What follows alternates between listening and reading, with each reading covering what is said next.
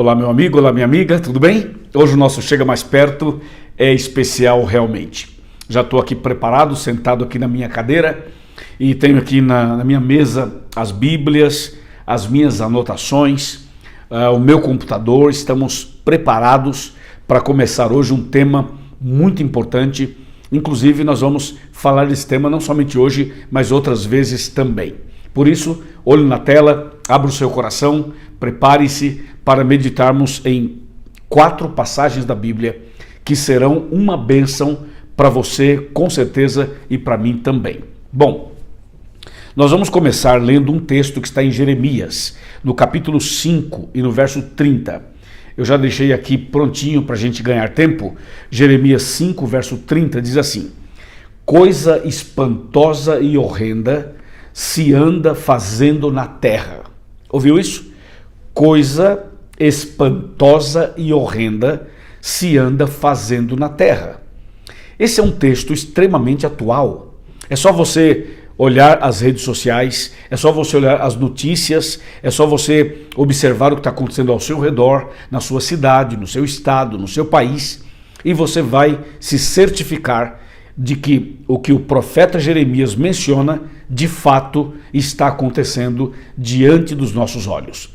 Coisa espantosa e horrenda se anda fazendo na terra. Eu selecionei aqui 5 coisas que são espantosas e que são horrendas. Claro, eu poderia ter selecionado 50, 500, mas eu selecionei apenas 5. Por quê?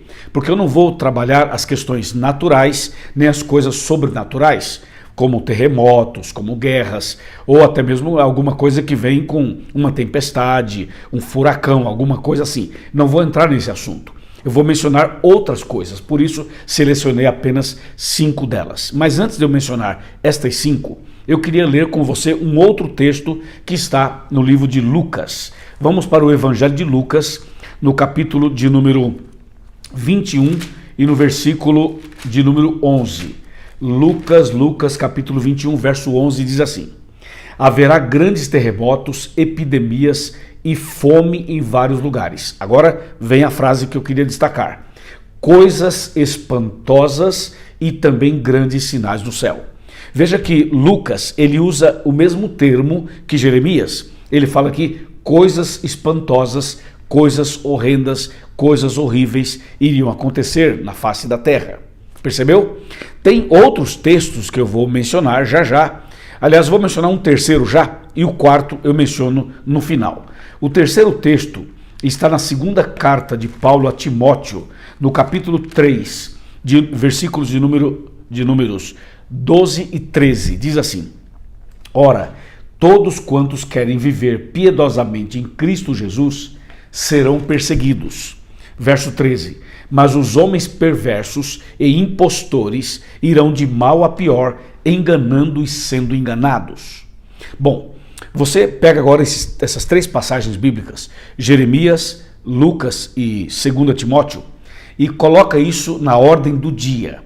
E me diga se está ou não acontecendo exatamente o que eu acabei de ler. Bom, eu fiz aqui uma lista de 5 coisas. A primeira é o ser humano fugir de Deus.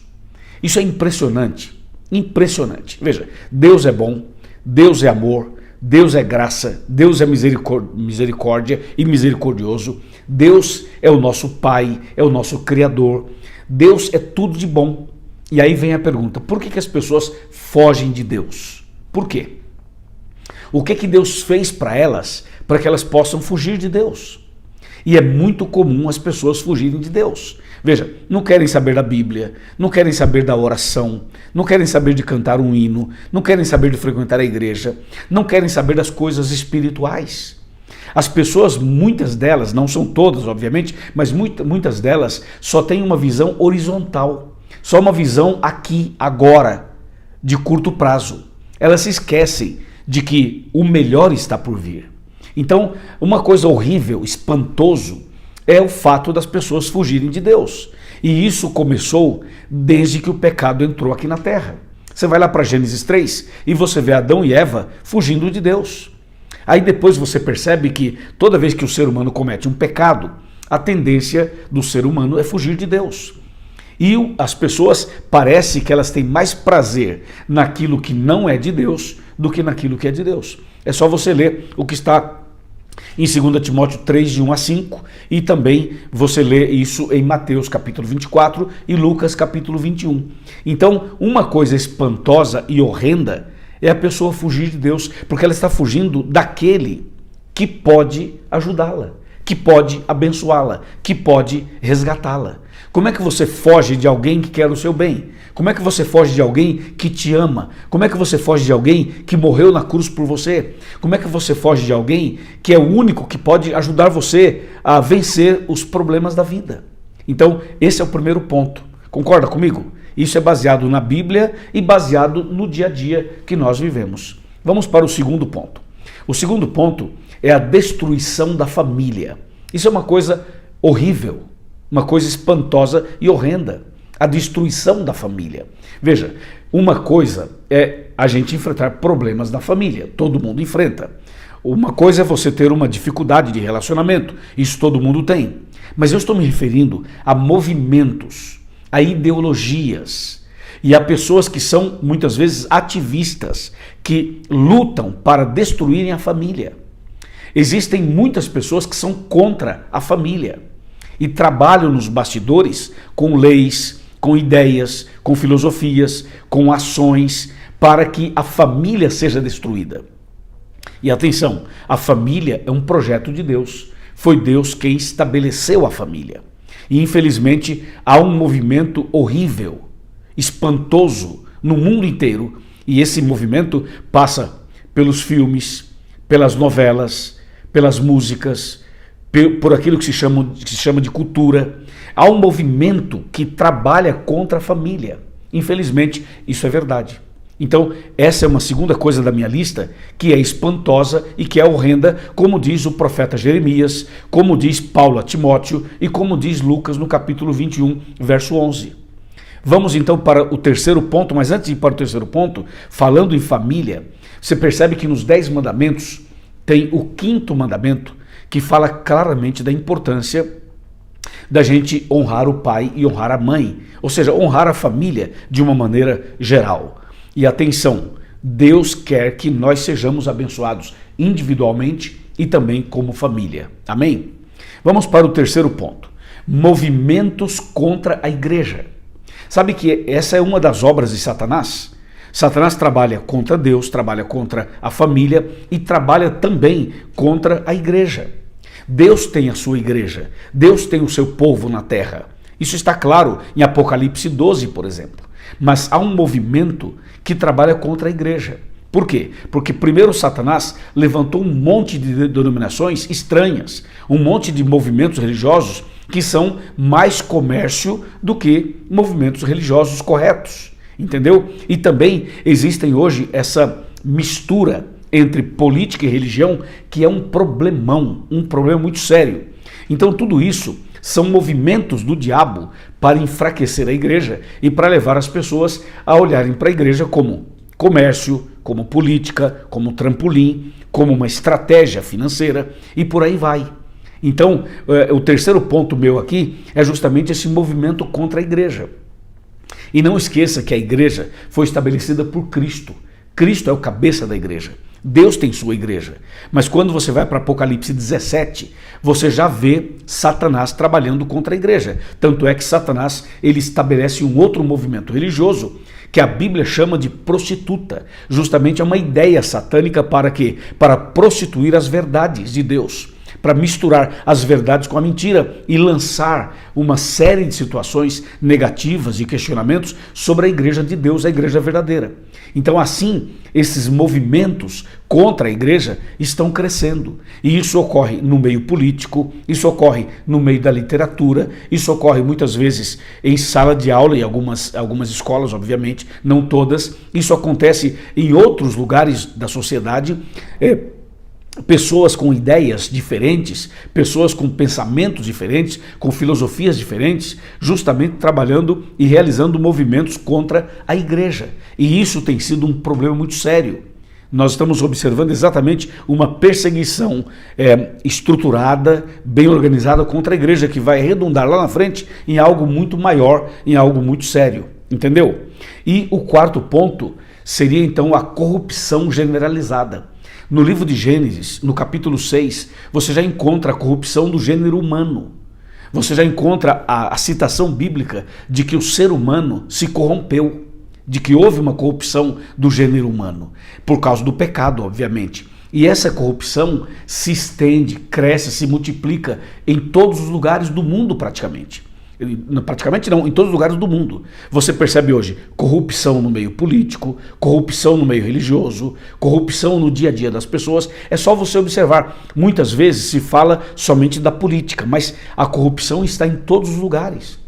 Veja, por exemplo, as pessoas querendo obter vantagem em relação ao outro, furar fila, né? Comprar certas regalias. Ou seja, a desonestidade, a falta de fidelidade, a corrupção está em todo canto, não é verdade? As pessoas, quando elas têm a oportunidade de praticar a corrupção para benefício próprio, muitas vezes elas fazem.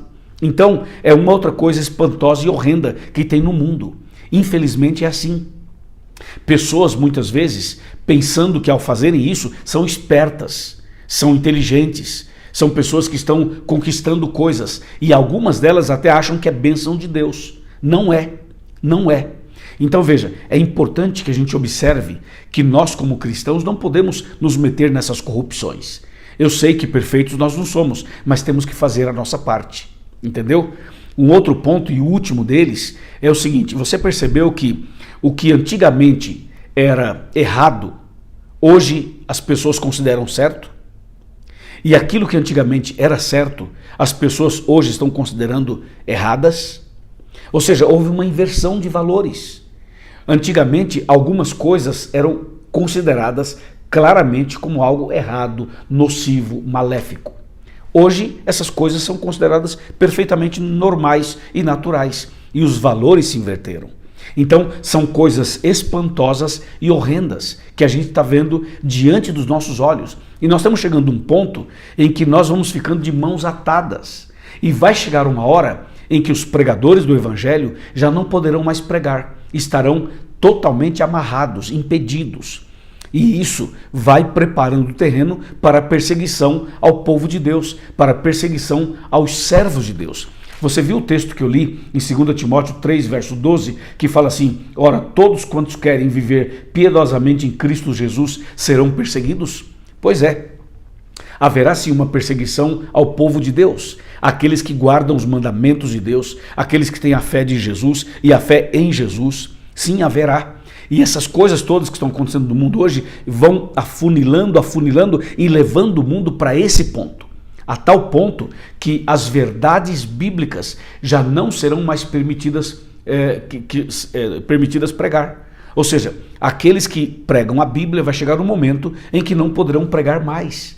É uma situação que já estava profetizada em Daniel, em Apocalipse, em Mateus, em Lucas. A profecia é clara.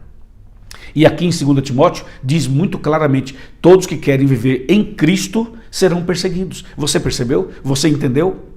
Então, nós precisamos hoje tomar uma decisão.